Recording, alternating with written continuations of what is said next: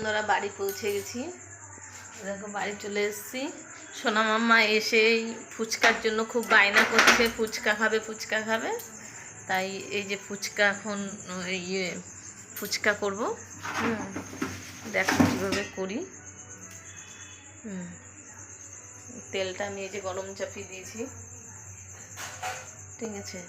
ফুচকা বানাবো, তা আজকে ঘুগনি বা দই দিয়ে বলেছিলাম করবো, কিন্তু আর ভালো লাগছে না। সারাদিনই তো দেখলে যে এখানে ওখানে মানে কি নেমন্তন্ন সারতে সারতে এই 9টা সাড়ে 9টার সময় বাড়ি ঢুকেছি। এখন হালকা করে করব। আলু তো সেদ্ধ দুটো ছিল, ভাতে দেওয়া ছিল, ওইটাকে দিয়ে আলু করে দিই। নাই বাচ্চাটা যেহেতু সারা সকালবেলাটা রেখে গেছি, ও সারাদিনই বাড়িতে একা একা ছিল। এখন ফুচকার জন্য দুদিন থেকে আমাকে বলছে আমার সময় হয়ে উঠছে না, আজকে ভেজে দিচ্ছি, তোমরা সঙ্গে থাকো, দেখতে থাকো। এই দেখো বন্ধুরা, এই যে ফুচকা ভাজা হয়ে গেছে, আরো ভাজবো।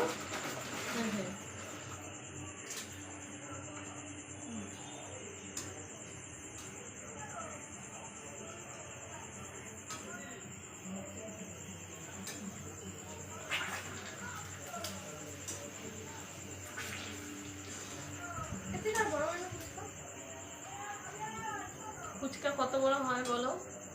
ও বলছে আরো বড় ফুচকা হতে হবে। দেখো যে বিজয়ের ফুচকা, বিজয়ের ফুচকা খেতে গেলে বিজয়ের ফুচকার দোকানে যেতে হবে।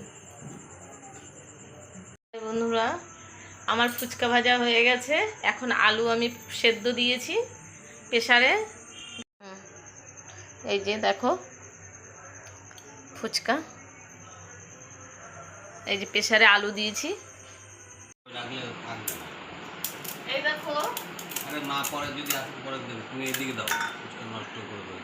ফুচকা দেখো,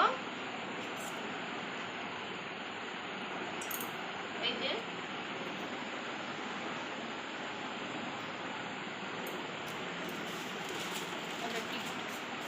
জল, টক জল, এটা আলু, একটু গামলা